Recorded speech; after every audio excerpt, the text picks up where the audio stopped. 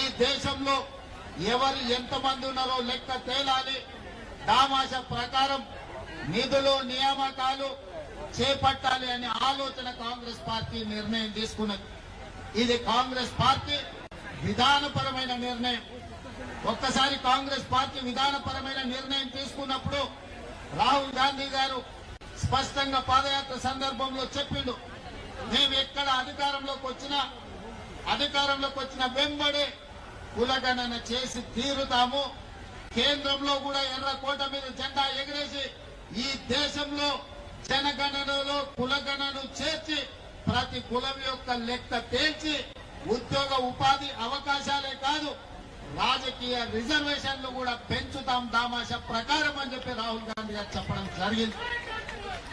మరి మిత్రులారా, ఈ రోజు పార్టీ విధానపరమైన నిర్ణయం తీసుకొని రాహుల్ గాంధీ గారు ఈ దేశంలో ఉన్న 70 కోట్ల బలహీన వర్గాలకు మాట ఇస్తే ఆ మాట నిలబెట్టాల్సిన బాధ్యత ప్రతి ఒక్క కాంగ్రెస్ పార్టీ కార్యకర్తగా ఉన్నది. అందులో భాగంగానే నేను ఏ సామాజిక వర్గమైనా నా మీద ఏ ఒత్తిడి ఉన్నా రాహుల్ గాంధీ గారు ఇచ్చిన మాటను నిలబెట్టడానికి మొదటి సంవత్సరంలోనే, అసలు వాస్తవంగా చెప్పాలంటే డిసెంబర్ 7 నాడు మనము ప్రభుత్వాన్ని ఏర్పాటు చేస్తే ఫిబ్రవరి 4, 2024 నాడే శాసనసభలో మా మిత్రుడు పొన్నం ప్రభాకర్ గారి చేత తీర్మానాన్ని ప్రవేశపెట్టి 100 రోజులు తిరగక ముందే బలహీన వర్గాల లెక్క తేల్చడానికి చట్టసభలలో తీర్మానం చేసిన చరిత్ర మా ప్రభుత్వానికి రాహుల్ గాంధీ గారి నాయకత్వం. అక్కడి నుంచి మొదలుపెట్టి ఆ ప్రక్రియను ఫిబ్రవరి 4, 2025 నాటికి పూర్తి చేసి చట్టసభలలో ప్రవేశపెట్టినాం. అందుకే ఫిబ్రవరి 4 తారీఖును ఈ రోజు సోషల్ జస్టిస్ డేగా ఎప్పటికీ శాశ్వతంగా జరుపుకోవాలని రాష్ట్ర ప్రభుత్వం నిర్ణయం తీసుకొని ఫిబ్రవరి 4ను సోషల్ జస్టిస్ డేగా ఈ రోజు మనం నిర్ణయించుకున్నాం. మిత్రులారా, ఇవాళ మీరు ఆలోచన చేయండి. ఆనాడు తెలంగాణ ఉద్యమం జరిగిందే ఉద్యోగాల కోసం, ఉపాధి కోసం. తెలంగాణ రాష్ట్రం ఏర్పడిన తర్వాత ప్రభుత్వంలో ఉన్న ఉద్యోగ ఖాళీలను భర్తీ చేయమని విద్యార్థులు, నిరుద్యోగ యువకులు గల్లీ నుంచి ఢిల్లీ వరకు కొట్లాడి, కానీ ఆనాడు అధికారంలో ఉన్న ముఖ్యమంత్రి అయిన కుమారుడు ఉద్యోగ నియామకాలు చేపట్టలేదు. ఎన్ని పోరాటాలు చేసినా, ఎంతమంది పిల్లలు కొట్లాడినా, ఎంతమంది పిల్లలు ప్రాణాలు ఇచ్చినా ఆనాడు అధికారంలో ఉన్న వాళ్లకు చెవికెక్కలేదు. అందుకే ఎన్నికల సందర్భంగా పాదయాత్ర చేసినప్పుడు నేను తెలంగాణ నిరుద్యోగ యువకులకు ఒక మాట చెప్పిన, ఇక మీరు ఉద్యోగాలు ఇవ్వండి అని అడగకండి, తండ్రి కొడుకుల ఉద్యోగం ఊడగొట్టండి, మీ ఉద్యోగాలు మీ ఇంటికి వస్తాయని ఆనాడు నేను చెప్పిన. ఆ మాట ప్రకారం తెలంగాణలో ఉన్న యువకులు తండ్రి కొడుకుల ఉద్యోగం ఊడగొడితే సంవత్సరం తిరిగే లోపల 59,000 ప్రభుత్వ ఉద్యోగ నియామకాలు చేపట్టి మా ప్రభుత్వం చిత్తశుద్ధిని నిరూపించుకున్నది. మరి ఇవాళ మిత్రులారా, బలహీన వర్గాల కోరిక అసంబద్ధమైన కోరిక కాదు. బలహీన వర్గాల కోరిక సంబద్ధమైన కోరిక. ఈ రోజు మీది ధర్మమైన కోరిక. ఒక ధర్మమైన కోరిక నెరవేర్చడానికి ప్రభుత్వాలు ముందుకు రావాలి, బాధ్యత తీసుకోవాలి. కానీ భారతీయ జనతా పార్టీ ఈనాడందుకు సిద్ధంగా లేదు. వాళ్ళకి విధానపరమైన ఆలోచననే బలహీన వర్గాలకు వ్యతిరేకం. ఇంతకుముందు మిత్రుడు శ్రీనివాస్ గౌడ్ చెప్పిన అంశాలను మళ్ళొకసారి చెప్పదలుచుకున్నా. ఆనాడు మొరార్జీ దేశాయ్ గారు ఈ దేశంలో ఉన్న బలహీన వర్గాల లెక్క తేల్చాలి, ఈ జనాభాలో జాతుల యొక్క లెక్క తేలాలి అని మండల్ కమిషన్ ను నియమించి మండల్ కమిషన్ ద్వారా నివేదిక అడిగింది. ఆ మండల్ కమిషన్ ఈ దేశంలో 52% బలహీన వర్గాలు ఉన్నారు, 27% రిజర్వేషన్ ఇవ్వాలి అని వారి ప్రతిపాదన ఇచ్చారు. కానీ కొంతకాలం వాయిదా పడ్డది. విపి సింగ్ గారు వచ్చిన తర్వాత ఈ మండల్ కమిషన్ ను దుమ్ము దులిపి దీన్ని అమలు చేసి మొదలు పెడితే ఆనాడు భారతీయ జనతా పార్టీ కుట్ర చేసి మండల్ కమిషన్ కు వ్యతిరేకంగా కమండల్ యాత్రను చేపట్టి ఈ దేశంలోనే మండల్ కు వ్యతిరేకంగా కమండల్ విధానాన్ని తీసుకొచ్చింది భారతీయ జనతా పార్టీ. ఆ భారతీయ జనతా పార్టీ ప్రతినిధే ఈ రోజు నరేంద్ర మోడీ గారు ప్రధానమంత్రి ఈ దేశంలో ఉన్నాడు. నేను ఈ రోజు ఒక మాట చెప్పదలుచుకున్నా. శ్రీమతి ఇందిరాగాంధీ గారు దళితులు కాదు, ఆదివాసీ కాదు, కానీ శ్రీమతి ఇందిరాగాంధీ గారు దళితుల పట్ల, గిరిజనుల పట్ల, ఆదివాసుల పట్ల అమ్మలాగా వ్యవహరించి వాళ్ళకి రిజర్వేషన్లను అమలు చేయడమే కాదు, సొంత ఇల్లు కట్టుకోవడానికి ఇల్లు ఇవ్వడమే, ఇందిరమ్మ ఇల్లు ఇవ్వడమే కాదు, ఆవిడ అసైన్మెంట్ చట్టాన్ని తెచ్చి భూస్వాముల దగ్గర వేలాది లక్షలాది ఎకరాలను ప్రభుత్వం గుంజుకొని ఎస్సీ ఎస్టీ బీసీలకు అసైన్మెంట్ పట్టాలు ఇచ్చి భూ యజమానులను ఇందిరమ్మ చేసింది. అందుకే ఇవాళ ఏ ఎస్సీ, ఏ ఎస్టీ, ఏ తండా, ఏ గూడానికి వెళ్ళు వాళ్ళ ఇళ్లలో ఇందిరమ్మ ఫోటో ఉంటది. మా అమ్మ ఇందిరమ్మ అని అంటారు. చిత్తశుద్ధి ఉండాలి, చేయాలన్న సంకల్పం ఉండాలి. అందుకే ఇందిరమ్మ ఈ రోజు దళితులకు, గిరిజనులకు, ఆదివాసీలకు అమ్మగా మారి ఇవాళ మిత్రులందరూ చెప్తున్నారు భారతీయ జనతా పార్టీ ఈ విధానానికి బీసీలను బలపరచాలన్న ఆలోచనకు వ్యతిరేకము. అందుకే ఈరోజు ఎన్ని రకాల ప్రయత్నాలు చేసినా ఈరోజు బీసీల లెక్కలు చేయాల్సి వస్తుందని 2021 జనాభా లెక్కల్ని వాయిదా వేసి ఇవాళ 2025 సంవత్సరం వచ్చినా జనాభా లెక్కలు చేయడం లేదు. ఎందుకంటే రాహుల్ గాంధీ గారు డిమాండ్ చేసిండ్రు ఈసారి జనాభా లెక్కలల్లా కులగణన జరగాలి, జనగణనతో పాటు కులగణన జరగాలి, ఆ నివేదిక ప్రకారమే రిజర్వేషన్లు పెంచాలి అని. అందుకే ఈరోజు బీజేపీ కుట్ర చేసి జనగణనను వాయిదా పెట్టుకుంటూ వస్తుంది. ఇది మనందరికీ తీర నష్టం. ఇది ఒక బలహీన వర్గాల సమస్య కాదు, ఇది బహుజనుల సమస్య. బహుజనులందరూ ఏకమై లెక్కలు తేలుస్తేనే తప్ప, మీ లెక్క పక్కాగా ఉంటే తప్ప మీకు ఉద్యోగ ఉపాధి, అదే విధంగా రాజకీయ రిజర్వేషన్లు పెరగవు. అందుకే మిత్రులారా, మనం అక్కడ గల్లీ నుంచి సంఘాలతో మాట్లాడినాం, సంస్థలతో మాట్లాడినాం, ప్రజాప్రతినిధులతో మాట్లాడినాం. ప్రభుత్వం చర్చలు చేసింది, నివేదికలు తెప్పించింది, జనగణనలో కులగణన చేసింది. మొత్తం లెక్కలు తేల్చి తెలంగాణ రాష్ట్ర ప్రభుత్వం బలహీన వర్గాల లెక్క 56.36% అని ఇవాళ లెక్క తెల్చిన రాష్ట్రం ఈ దేశంలోనే మొట్టమొదటి రాష్ట్రం తెలంగాణ రాష్ట్రం అని చెప్పి నేను ఈ సందర్భంగా తెలియజేస్తున్న మిత్రులారా, ఇవాళ ఏ రాష్ట్రంలో, గుజరాత్ తో సహా భారతీయ జనతా పార్టీ అధికారంలో ఉన్న ఏ రాష్ట్రంలో కూడా ఈ కులగణన చెయ్యలేదు. ఈ దేశంలో మొట్టమొదటిసారి రాహుల్ గాంధీ గారు ఇచ్చిన మాటను నిలబెట్టుకొని తెలంగాణ రాష్ట్ర ప్రభుత్వం ఒక దిక్సూచిగా ఈ దేశ రాజకీయాలకే ఒక వెలుగుగా ఇవాళ తెలంగాణ రాష్ట్ర ప్రభుత్వం ముందుకొచ్చింది. ఇవాళ లెక్కలు తెచ్చడమే కాదు, మిత్రుడు జాజుల శ్రీనివాస్ అన్నట్టు, మా మిత్రుడు మహేష్ గౌడ్ గారు చెప్పినట్టు స్థానిక సంస్థల రిజర్వేషన్లే కాదు, ఉద్యోగ విద్యా అవకాశాలలో కూడా 42% రిజర్వేషన్లు ఇవ్వాలి. అప్పుడే నిజమైన న్యాయం మీకు జరుగుతుంది. మీ వర్గాల నుంచి డాక్టర్లు, లాయర్లు, ఇంజనీర్లు, ఐఏఎస్లు, ఐపీఎస్లు, ఐఎఫ్ఎస్లు వచ్చి ప్రభుత్వం యొక్క పరిపాలనలో మీరు భాగస్వాములు కావాలి. తెలంగాణ రాష్ట్ర అభివృద్ధిలో మీరు ముందు బాగానే నిలబడాలి అని ఇవాళ ఉద్యోగ విద్యలో కూడా రిజర్వేషన్లు పెంచాలి అని ప్రభుత్వం నిర్ణయం తీసుకున్నది. ఇవాళ రిజర్వేషన్లు పెంచడం కేంద్ర ప్రభుత్వ పరిధిలో. అందుకే శాసనసభలో తీర్మానాన్ని ప్రవేశపెట్టి అన్ని రాజకీయ పార్టీలను సమన్వయం చేసుకొని ఏకగ్రీవ తీర్మానంతో ఈ రోజు కేంద్ర ప్రభుత్వానికి పంపించినాం. నేను ఇప్పుడు అడుగుతున్న నరేంద్ర మోడీ గారు, అయ్యా మేము మా రాష్ట్రంలో చేసుకుంటామని అడిగినాం, మీ గుజరాత్ లో చేయమని మేము తీర్మానం చేయలే, మీ ఉత్తరప్రదేశ్ ప్రభుత్వంలో చేయమని తీర్మానం అడగలే, మీ మధ్యప్రదేశ్ లో మీ ప్రభుత్వంలో చేయమని అడగలే.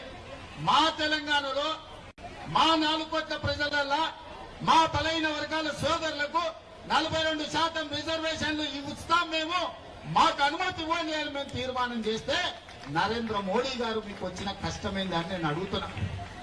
మీ గుజరాత్ లో గుంట భూమి అడగలే, మీ రిజర్వేషన్ లో 1% మేము అడగలే.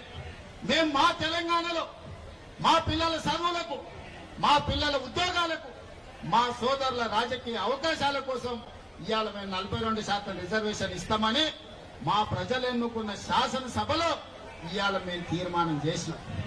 మీకేం కష్టం వచ్చిందని నేను అడుగుతున్న మోడీ గారిని.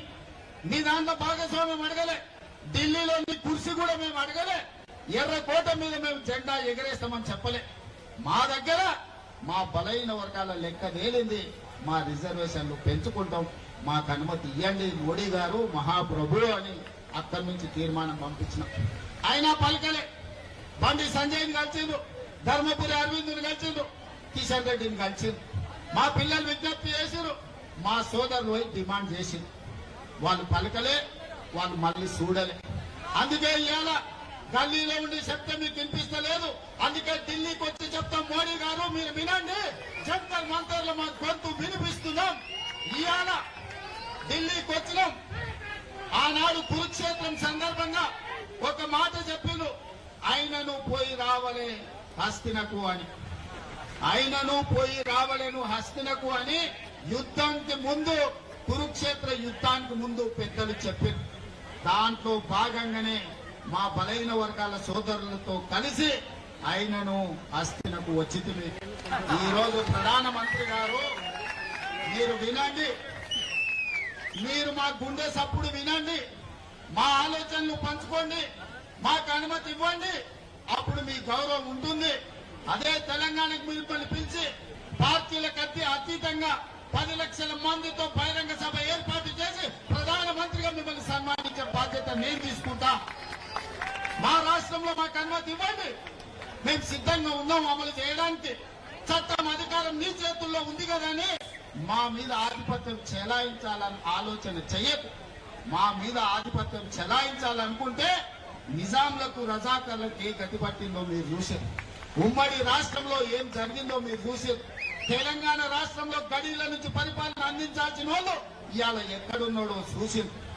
ఇవాళ ఢిల్లీలో గద్దె మీద ఉన్నామని మీరు అనుకుంటున్నారు. రావాలి మళ్ళీ మా గల్లీలోకి, మీరు మీ వాళ్ళు మా గల్లీలోకి రావాలి. మీరు ఎప్పుడు ఢిల్లీలో ఉండరు, మళ్ళా రావాలి. మళ్ళా వచ్చినప్పుడు మా చేతికి దొరుకుతారు. మీరేం మర్చిపోవద్దు. మా బలైన వర్గాల సోదరులు చిన్న సాయం చేస్తే కూడా జీవితాంతం గుర్తుపెట్టుకునే జాతులు. ఆకలి మీద వస్తే బుక్కలు పువ్వ పెట్టినా, ఎండన వస్తే గిలాస మంచినీళ్ళు ఇచ్చినా మా బలైన వర్గాలు జీవితకాలం గుర్తుపెట్టుకునే జాతులు ఇది. ఈ జాతులకు అన్యాయం చేస్తే మర్చిపోతారని మీరు ఎట్లా అనుకుంటారు మోడీ గారు? మీరు ఏ జాతి అని మేము అడుగుతలేము, మా జాతులకు ఎందుకు అన్యాయం చేస్తారని మేము అడుగుతున్నాం. మేము మా జాతులకు న్యాయం చేస్తామని మేము ముందుకు వచ్చినప్పుడు మమ్మల్ని ఎందుకు అడ్డుకుంటారని నేను అడుగుతున్నా. ముఖ్యమంత్రిగా, ప్రధానమంత్రిగా మీరు ఈ దేశమంతా అమలు చేస్తారా లేదా నాకు తెలియదు. మీ గుజరాత్ రాష్ట్రంలో మీరు ఏం చేస్తారో నేను అడగట్లేదు. నా తెలంగాణ రాష్ట్రంలో ముఖ్యమంత్రిగా శాసనసభలో ఏకగ్రీవంగా తీర్మానం చేసిన బలైన వర్గాల రిజర్వేషన్ లో 42% ఇవ్వడానికి మీకు వచ్చిన కష్టమేంది, గుజరాత్ కు వస్తున్న నష్టమేందని నేను మోడీ గారిని అడగదలుచుకున్నాను. అందుకే ప్రధానమంత్రి గారు దయచేసి వినండి. మీరు చట్టసభలలో మెజార్టీ లేకపోయినా ట్రిపుల్ తలాక్ తెచ్చారు, 370 ఆర్టికల్ తెచ్చారు, సిటిజన్ అమెండ్మెంట్ యాక్ట్ తెచ్చారు, రైతు వ్యతిరేక నల్ల చట్టాలు తీసుకొచ్చారు. ఇవాళ వక్ఫ్ బిల్లు తెస్తున్నారు. మీకు బలం లేకపోయినా, ఇన్ని బిల్లులు మీకు బలం లేకపోయినా, ఇన్ని రాజకీయ పార్టీలు మిమ్మల్ని వ్యతిరేకించినా మీరు అవన్నీ చట్టాలు చేసి ప్రజల నెత్తి మీద రుద్దిరు. ఇవాళ కమ్యూనిస్టుల నుంచి కాంగ్రెస్ వరకు, ఎంఐఎం నుంచి బిఎస్పీ వరకు, ఈ రోజు సిపిఎం నుంచి సిపిఐ వరకు ప్రతి రాజకీయ పార్టీ అనుకూలంగా ఉన్నప్పుడు బలైన వర్గాల రిజర్వేషన్లు పెంచడానికి మీకు వచ్చిన బాధ ఏంటి అంటే నేను అడుగుతున్న మోడీ గారు. ఇవాళ అన్ని రాజకీయ పార్టీలు మీకు అండగా నిలబడడానికి, మీకు ఆ సంగతి అర్థం కావడానికి చట్టసభలలో మీరు అనుమతి ఇవ్వకపోతే జంతర్ మంతర్ చౌరస్తాలో 15-16 పార్టీలు ఈ రోజు ఈ వేదిక మీద నుంచి మేము అనుకూలమని చెప్పింది. అందుకే మా జాజుల శ్రీనివాస్ అన్ని రాజకీయ పార్టీలను ఇక్కడికి రప్పించి ఈ వేదిక మీద నుంచి ప్రధానమంత్రి గారికి విజ్ఞప్తి చేయించారు. మా బలైన వర్గాల సోదరులు వివిధ రాష్ట్రాల ఎంపీలను 60-70 మందిని వేదిక మీదకి రప్పించారు. ఇవాళ వివిధ రాజకీయ పార్టీలు ఇవాళ మేము అనుకూలం ఉన్నాయని చెప్పినాయి. పాలకపక్షం నువ్వు అనుకూలం ఉంటే ప్రతిపక్షంగా 100 ఎంపీలు మేమున్నాం. మాతో ఉన్న డిఎంకే కావచ్చు, ఎన్సీపీ కావచ్చు, ఈ రోజు అదేవిధంగా లాలూ ప్రసాద్ కావచ్చు, ములాయం సింగ్ గారి పార్టీ కావచ్చు, ఇన్ని రాజకీయ పార్టీలు ఇక్కడికి వచ్చిన తర్వాత మరి అందరూ శాఖాహారులు అయితే రొయ్యల పుట్ట మాయమైపోయిందని ఇంట్రెస్ట్ అన్నారు. మీరు బీసీల మేలు కోసమే ఉన్నామంటారు, బీసీల కోసం ప్రాణాలు ఇస్తామంటారు మా బండి సంజయ్ సోదరు. మా ప్రాణాలు అవుతాయా? 42% రిజర్వేషన్ అడిగింది. మాకు మీ ప్రాణాలు వద్దు, మీ ప్రాణాలు మేమేం చేసుకుంటాము? 100 ఏళ్ళు నువ్వు మీ మోడీ సుభిక్షంగా ఉండండి, మాకు అభ్యంతరం లేదు. మాకు కావాల్సిందల్లా 42% రిజర్వేషన్ మా బలైన వర్గాలు. అది కూడా మా రాష్ట్రంలోనే మేము చేసుకుంటాం అంటున్నాం. మేము గుజరాత్ లో చేస్తాం అంటలేం, మేము ఉత్తరప్రదేశ్ లో చేస్తాం అంటలేం. ఇవాళ అందుకే మోడీ గారికి విజ్ఞప్తి చేస్తున్నా, నువ్వు తెలంగాణలో మాకు అనుమతి ఇవ్వకపోతే ఇది దేశం అంతా కారు చిచ్చులా వ్యాపిస్తుంది. మీరు అనుకుంటున్నారేమో గుజరాత్ లో అంచు వేస్తామని, ఇది నిప్పు రబోయి రగులుతుంది, దేశం మొత్తం వ్యాపిస్తుంది, దేశం నలుమూలల జాగృతం చేస్తాం. మా పెద్దల హనుమంతన్న చెప్పినట్టు దేశంలో అన్ని రాజకీయ పార్టీలను అన్ని సంఘాలను కూడగట్టం. మీరు ఎట్లా ఢిల్లీల గద్దె మీద ఉంటారో మేము కూడా చూస్తాం. ఆయనలో ఉద్యోగాలు ఇవ్వని కుటుంబాన్ని తండ్రి కొడుకుల ఉద్యోగం ఊడగొట్టి ఇవాళ వేలాది ఉద్యోగాలు తెలంగాణలో ఇచ్చినాం. బలైన వర్గాల రిజర్వేషన్లు మీరు ఇవ్వకపోతే మీరు మా డిమాండ్ కు దిగన్న రావాలి, లేకపోతే మీరు దిగన్న పోవాలి. మోడీ గారు మీకు తప్పదని నేను చెప్పదలుచుకున్నా. ఎక్కువ కాలం బీసీ ముసుగులో మీరు ప్రభుత్వాన్ని ఏలలేరు, మీరు గద్దె మీద కూర్చోలేరు. అందుకే మిత్రులారా, ఈ రోజు మీ ధర్మమైన కోరిక నేను ఒక ఉదాహరణ చెప్పదలుచుకున్నా. 2015లో ఇక్కడనే మాదిగ ఉపకులాల వర్గీకరణ కోసం మందకృష్ణ మాదిగ ధర్నా చేసి జంతర్ మంతర్నే అలసిపోయి చెట్టు కింద కూర్చున్నాడు. నేను కూడా సంఘీభావం తెలుపుదామని వచ్చిన. అన్నా ఇన్ని చేసినా ఎవరు ఇంటలేరు, ఏం చేద్దామని నన్ను అడిగింది. మరి ఏం చేద్దామని నువ్వు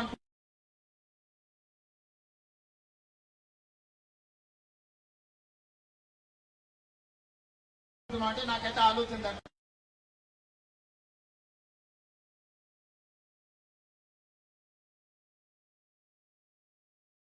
ఎట్లా అన్నారు, మీ ధర్మమైన కోరిక ధర్మయుద్ధం ప్రకటించని చెప్పి పరేడ్ గ్రౌండ్ లో మాదిగ ఉపకులాల ధర్మయుద్ధం ప్రకటించి విజయం సాధించిండు, లక్ష్యానికి చేరుకున్నాడు. ఇవాళ మా మిత్రులకు అందరికీ నేను ఒకటే మాట చెప్పదలుచుకున్నా. ఇవాళ చెబితే విన్నారా, సరే విననప్పుడు మన బలమేందో చూపించాలి. మన ధర్మమైన కోరిక కోసం మా బలైన వర్గాలు ధర్మ యుద్ధం ప్రకటించండి. మీకు అండగా నిలబడతా, మీకు తోడుగా ఉంటా. ఇక ఢిల్లీ కొట్టుడు కాదు, మీరే మా పెళ్లికి రావాలి.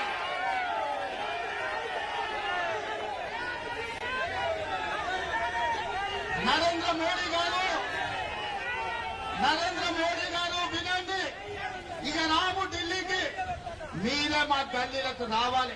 మా ధర్మమైన కోరిక కోసం ఈ రోజు ఇక్కడికి వచ్చినాం. సంధిలో భాగంగానే మీ దగ్గరకు వచ్చి మీ విజ్ఞప్తి చేసినాం. కురుక్షేత్రంలో ఆనాడు కృష్ణుడు చెప్పిండు, సయోధ్య కుదుర్చుకుందాం, 5 గ్రామాలు ఇయ్యమని. కానీ దుర్యోధనుడు వినలేదు, వీగిండు. చివరికి కురుక్షేత్రంలో ఏం జరిగిందో మీరు చూసింది. ఇవాళ కూడా మా తెలంగాణ రాష్ట్రంలో మాకు అనుమతి ఇచ్చండి, మా బలైన వర్గాలకు 42% రిజర్వేషన్ మేము ఇచ్చుకుంటామని మేము అడుగుతున్నాం.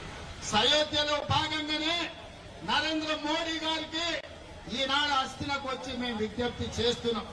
ఇక మళ్ళీ విజ్ఞప్తులు తీసుకొని మళ్ళీ అస్థినకు రాము. మీరు ఎట్లా గల్లీలకు వస్తారో చూస్తాం.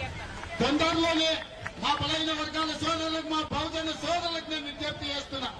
అదే పరేడ్ గ్రౌండ్ లో ధర్మ యుద్ధం ప్రకటించండి. 10 లక్షల మందితో మన బలమేందో చూపిద్దాం.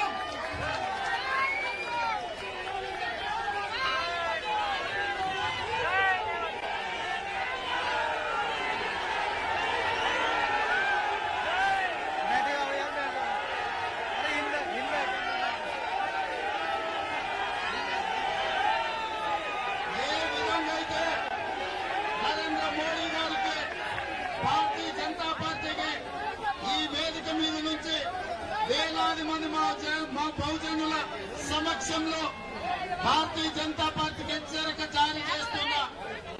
మీరు గద్దె దిగాలి, గ్రామాలలో మీ గద్దెలు కూలాలి. ఇదే మా నినాదం. అయితే మా 42% మా బలైన వర్గాల రిజర్వేషన్లు అమలు చేయడానికి అనుమతి ఇవ్వాలి.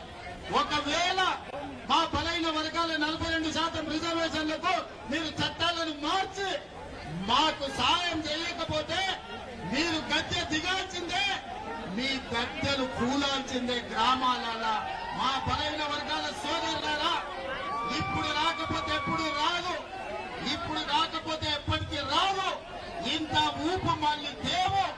ఈనాడు నేను విజ్ఞప్తి చేస్తున్నా, మీకు అండగా నిలబడే మీ సోదరుడు తెలంగాణ రాష్ట్రానికి ముఖ్యమంత్రిగా ఉన్నాడు. ఎవరు ఏమనుకున్నా నీకు అండగా నిలబడే ధర్మం నా మీద ఉన్నది. రాహుల్ గాంధీ గారి మద్దతు మీకున్నది. రాహుల్ గాంధీ గారి నాయకత్వంలో మీకోసం కొట్లాడి ఢిల్లీ నుంచి ఢిల్లీ వరకు ఏకం చేసి అన్ని రాష్ట్రాలలో బలాన్ని కూడగట్టి బలైన వర్గాల రిజర్వేషన్లు తీర్చే బాధ్యత కాంగ్రెస్ పార్టీ రాహుల్ గాంధీ గారు తీసుకుంటారు. ఇవాళ మీరందరూ ఏకమై రేపు జరగబోయే ధర్మ యుద్ధంలో మన బలమేందో పరేడ్ గ్రౌండ్ లో ప్రదర్శించండి. ఎట్లా మోడీ దిగిరాడో ఎట్లా మన రిజర్వేషన్లు మన ఇంటికి రావు. ఒకవేళ అది రాకపోతే ఎర్ర కోట మీదనే మనమే జెండా ఎగరేసుకుందాం సోదరులారా. ఇవాళ బలహీన వర్గాల గొంతు బలహీనం అనుకోకు. మేము గౌరవంగా ఉన్నాం, మీ గౌరవం ఇచ్చినాం. అందుకే ఇవాళ జంతర్ మంతర్కి వచ్చినాం. మమ్మల్ని తక్కువ అంచనా వేస్తే ఎర్రకోట మీద జెండా ఎట్లా ఎగరేసుకోవాలో మా సోదరులందరికీ తెలుసు. మేమందరం కలిసి ఎర్రకోట మీద జెండా ఎగరేస్తాం, మా రిజర్వేషన్లను సాధించుకుంటామని తెలియజేస్తూ ఇక్కడికి విచ్చేసిన వేలాది మంది మా బహుజనులకు అందరికీ ధన్యవాదాలు తెలియజేస్తూ సెలవు తీసుకుంటున్నాం మిత్రులారా.